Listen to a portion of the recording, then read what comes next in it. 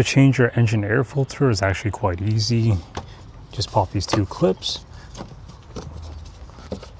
or the third one here, 3 clips. All right, there it is right there.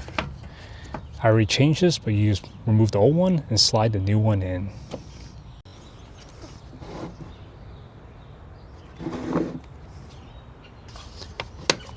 Resecure the 3 clips. That's it, done. 20, 30, maybe even $50 save, just right there.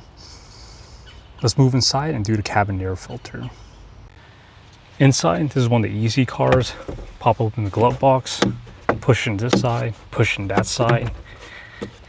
Gotta do it off camera. Once you squeeze in both sides at the same time, it just drops down. Here's the air filter. Pry off both sides. There's the air filter. Again, I just recently changed this. Just be mindful of the airflow direction.